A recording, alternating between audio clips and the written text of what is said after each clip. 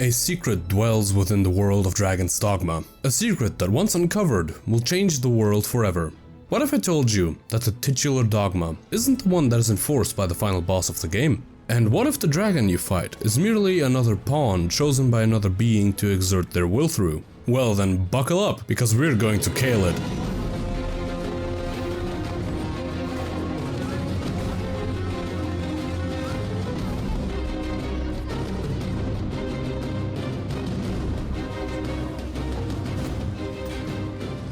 A long time ago, before humanity was as safe and civilized as it is now, when mythical beings still roamed the world, in a time known as January, IGN showed off some gameplay showcasing the various vocations available in Dragon's Dogma. And the previewers' gameplay aside, because I'm not sure mine is any better, the game in general did not appeal to me. It looked bland, like the box standard overdone fantasy setting we have all grown accustomed to. But I had heard so many good things about it that I couldn't simply ignore it, and I'm glad that I gave it a chance, because else I wouldn't have been able to experience crustier Caelid and the secret hidden in its hellish landscape. So what is Dragon's Dogma, and why has Caelid decided to rear its hoary visage again?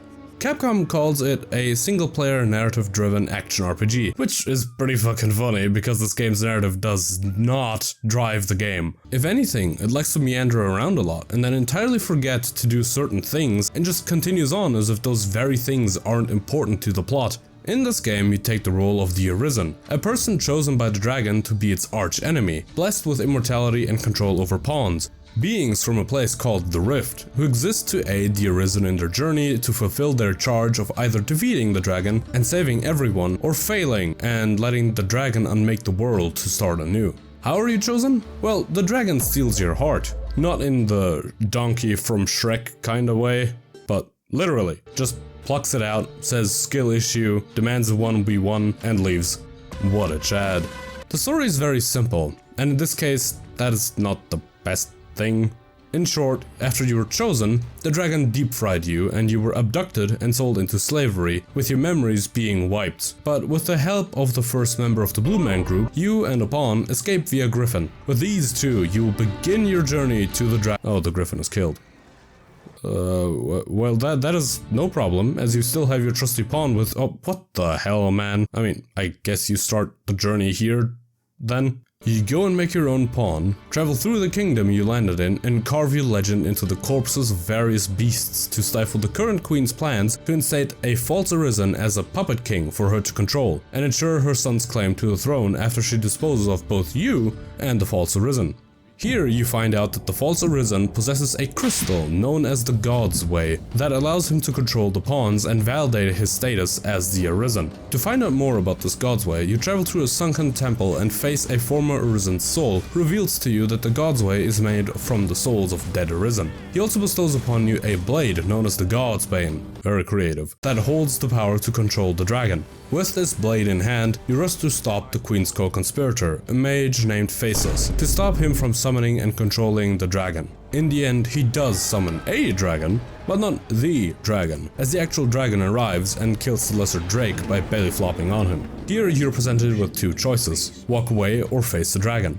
Why would you walk away if facing the dragon is the entire purpose of the game? Well, the dragon will hold someone dear to the player in their hands, and if you let the dragon eat them, you can simply rule over the kingdom, no questions asked. It is also here that I noticed that the dragon has a cute little crown made of scales on his head. It's just a detail I wanted to mention. Obviously, we choose to fight the dragon, because we don't even know who the hell this elf in his hands is. And you either fail and the world is doomed, until a new Arisen is chosen, that is, or you succeed and return back to the kingdom as its rightful ruler. At this point, the only thing left was New Game Plus, which I didn't and still don't particularly care for. And even if I did have an interest in New Game Plus, I wouldn't have done it, because up until now this game felt more like a slog. Remember how the developers said you only need fast travel if the open world isn't interesting enough? Well, goddamn, I wish they heeded their own words, because this shit is not interesting. Well, yes, the open world is not empty, as you can discover loads of dungeons, ruins, camps, and so on and so forth. There isn't much incentive to truly find many of these. Most dungeon rewards are just lame, either being materials you don't need, gear you can just buy, or money, which is honestly the best thing you can find. Hell, most of the time the gear you find is not even worth it, as the gear you can buy in cities simply outclasses the gear you find pretty quickly. And don't get me wrong, if this game was a walking simulator, it would be great, because the Kingdom of Vermint and Batal, as well as the Volcanic Isles, look breathtaking. It genuinely feels like the terrain is a character in itself, what with the woods of Vermont obscuring your view of possible hidden threats, but at the same time giving a sense of peace and calm amongst nature, melding both feelings into a weird mix of unease, or the winding roads of Batal beckoning you to tread into the unknown and see what is hidden behind the next corner, or the harsh and jagged volcanic island basically shouting at you to leave as its dull, ash-powdered ridges and lava streams essentially follow you wherever you go. However, being a good-looking walking simulator is not all there is to it to make me enjoy exploring. If you watched my previous video, thank you for the tremendous support on that one by the way, holy shit, you will have heard me questioning whether them implementing convenience items was at the detriment of the game's design. And in that video, I added a small annotation that I personally did not believe that they did that, but now, after having played it, I am not so sure about that fact anymore.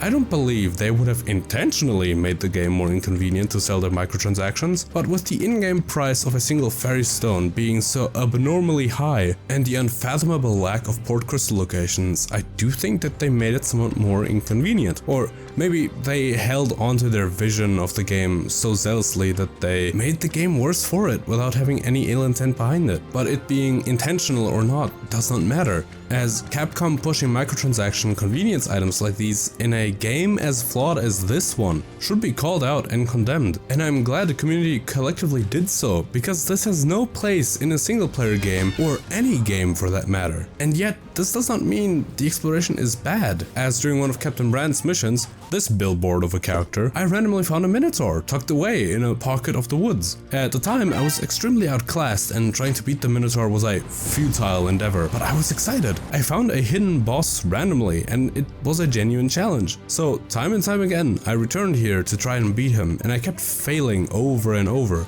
But at some point, I figured out that instead of dodging his charges, I should just attack him, which then would cause him to topple and open him up for a somewhat lengthy damage phase. This felt amazing and made me want to explore more. I felt like I was being rewarded for straying off the beaten path and learning a monster's weakness. And this same thing happened multiple times out in the wild with different bosses. They also have variations, which don't really change much, but having some variation is still kinda cool. Now you may say, man, you make the open world sound really exciting. What's the problem? Repetition. See, while these moments may be exciting the first few times, after you meet your 8th Drake or 20th Griffin or a troop of hobgoblins, it just gets tiring. Dragon's Dogma simply lacks enemy variety. The dungeons also rarely look unique or hold unique bosses. The only unique bosses I encountered were a spectre in a dungeon to the very north of Vermont and a large wolf near the gate in Batal. I know there are other unique enemies like the Medusa for example, but if you're not going to create more unique enemies for dungeons, why not simply add them to the already anemic overworld enemy roster? The Medusa and the Spectre would fit perfectly amongst the mobs at night. Just imagine wandering around at night and either seeing parts of a huge tail just slither out of sight, or watch a spectre manifest amongst a pile of skeleton soldiers.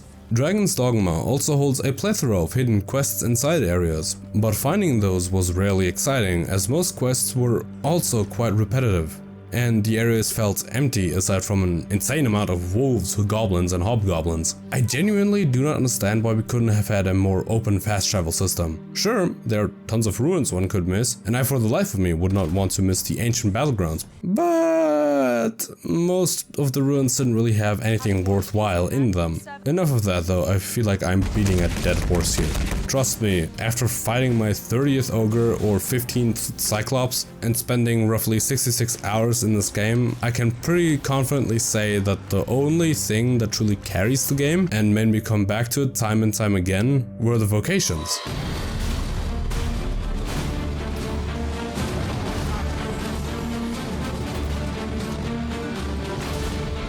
I'll keep this part short. I started as an archer and it was unbearable. It felt like shooting toothpicks at a tank, but the moment I got the full auto skill, that changed. It went from absolutely unbearable to the most fun I've had in Dragon's Dogma so far. And that kind of goes for the rest of the vocations as well. I also played the Mystic Spear Hand and the Warrior vocation. Not gonna lie, the only reason I switched to Warrior was because I had a pawn that did some massive damage and my monkey brain wanted to go Oonga Boonga as well. See, the thing with most vocations is that once you start out with them, you will be slow, clunky, and won't be dealing as much damage as you would most likely like. But as you continue, you will continuously unlock new skills, passive skills, and augmentations, all of which will slowly but surely make that vocation feel a lot better, and you will start dealing more and more damage and it will feel better and better, kind of like you are actually mastering the vocations, which you then can also do by applying a Meister skill. I currently only named 3 vocations. There are of course others like Mage, Magic Archer with a K because regular magic is not cool enough, Warfarer which combines the vocations, and a few more. Judging by the experience I had with the 3 I used, I feel as though the one thing that this game got right are the vocations and their playstyles.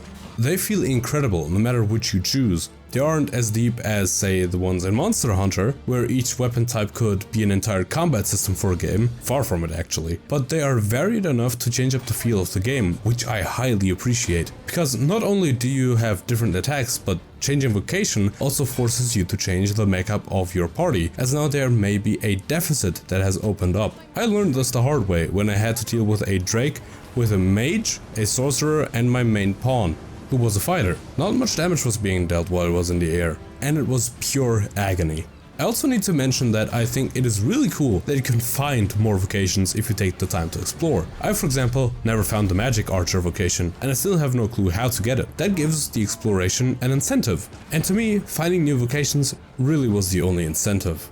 So it should be pretty abundantly clear that I was not very happy with the game so far, and the story, by the end, worsened that feeling. Like, okay, so I am challenging the dragon. How does Faces fit in here? What are his motives? Like, does he only want to break the cycle of his own volition? Does he only want to aid Disa? And what's up with Disa? Will she be trialed for her crimes after the ending? What about the conflict between Batal and Vermund? Were those wrapped up by the death of the dragon? What happened to the pawn from the start of the game? What happened to the false arisen? Did he just run away? Was Sven ousted alongside Disa? What was the point of the giant golem? And why the hell is the dragon holding the elf archer in his hand?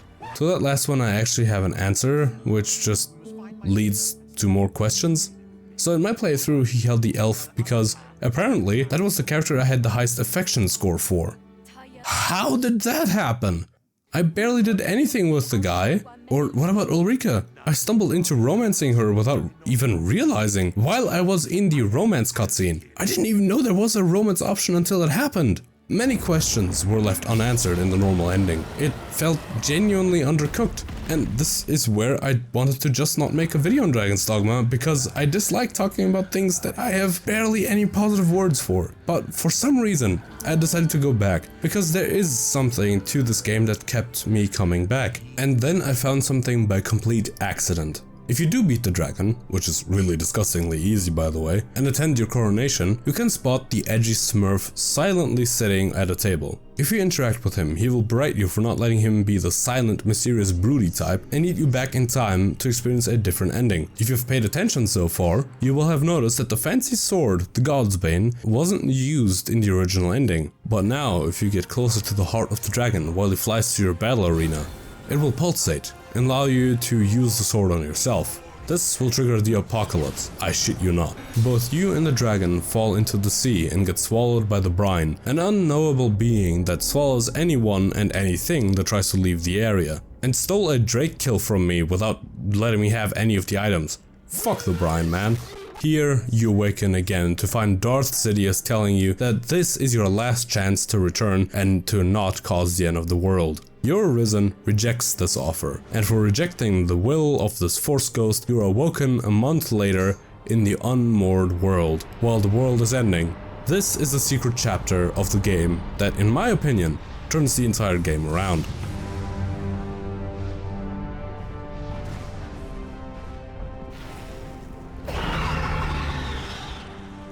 The game gets harder and honestly more fleshed out in this part. The characters such as Sven and Disa have their motivations explained. The elves, who I somehow entirely forgot about, who have already have a little bit of the culture explained, now have added more to that, and the excavation side guards even get some characterization aside from being nameless dregs aiding a slave owner, and Faces, well, okay, no, he's still an enigma to me. He does explain more about the dragon, and that is... oh wait, he died. I'm pretty sure that's not meant to happen. But I didn't have the gold nor the waste stones to revive him, so... Google time? So essentially it is revealed that the dragon and the Arisen are both pawns themselves. Pawns of the Great Will. This Great Will was the opposite of a force known as Oblivion. Oblivion kept destroying everything that the Great Will created and got pissy and trapped it into the shape of a dragon, so that Oblivion, now the dragon, would only destroy this one place, if at all. Since the Arisen was also created to stop this dragon, this then leads to a cycle that never ends. Either the Arisen fails and the world is unmade and a new Arisen needs to be chosen, or the Arisen succeeds and they await the resurrection of the dragon, now the ruler of Vermund. The Great Will here is represented by the Pathfinder. He wants everything to go a certain way, as it is allegedly preordained. But if you look at it, it makes no sense, both from an in-world perspective and from a meta perspective. So from an in-world perspective, if everything is preordained, why does the Pathfinder need to intervene so things can actually go the way they're supposed to? This kind of means the journey could end right at the beginning if it wasn't for the Pathfinder. It seems more like he wants his fanfic to go the way he wants and didn't expect the Arisen to actually exert his own will. Then from a meta perspective, why would the Pathfinder want the Arisen to have the one item, the Godsbane, that could destroy this entire affair and upend the Dogma? It makes no sense. Anyway, back to the unmoored world. In this brave new world, dragons now assail the entire population. These dragons are not like the drakes that we fought earlier, although those are still around as well. They have been combined with the brine, that stuff I mentioned earlier that usually resides in the water. These are entirely unique models from what I can tell, and fights as well, and unlike most bosses who you could simply whack over and over until they died, these had specific spots you had to whack, like little zits that you're popping for them. And the last one I fought was almost entirely unique. It was a snake dragon near the Arbor Heart where the elves resided. It was by far one of my favorite fights in the game, and all of these special dragon fights served a purpose. See, another thing that you are not told while in Caelid is that you are on a time limit. You have a set amount of rests left before the red clouds move in and swallow up more of the map. Fighting these dragons allows you to halt the clouds for a little while, giving you time to gather all the people and sending them to the center of the map. Unless it is the elves. See, the elves are little shits who refuse to leave their own hoity-toity treehouse, and unless you did a quest for them before entering this chapter, you cannot complete this mission at all and have to leave them behind. Unless you just pick up their leader and throw them a few times. That convinces them real quick. Same goes for Sven and Disa. Disa would rather die while being unmade by the apocalypse rather than talk to her son and explain herself, so you can simply pick her up and bring her to Sven to talk. These missions extend to all the somewhat more relevant settlements in the game and flesh out the people more. And once you actually do complete the quest, you can summon another dragon to take it on. Turns out the Pathfinder is now the new dragon, this one dwarfing the prior one by quite a lot, only to be killed in what essentially amounts to an interactive cutscene, which you can also fail by the way. And once you do strike the heart of the dragon, you break the cycle. You and the dragon, as well as the brine, cease to exist, and the people of this world are now open to make their own decisions. This entire last chapter fixes a lot of the misgivings I had with the game, to a certain extent. The characters' motivations are explained a little more, the stakes, well, exist in the first place, as the worst thing that would happen if you failed before would be that the world would just move on without you. Here the world would probably end if you failed, and the challenge is there. As if you now fail, you don't simply restart, you get a new end state. You get an entirely different ending, so the pressure was on as I did not have any wake stones. It kinda was everything I liked from the rest of the game, but distilled into a tighter time frame. The dragons you fight are actually dangerous and not just sponges for damage. The areas you need to go to are few, but packed with specific goals, and the enemies that you would see at night now also roam the wilds during the day. And although fast travel is now only possible through fairy stones, traveling on foot was made more bearable as all the water that forced you to run around vast distances was gone and thus opened up direct paths between areas.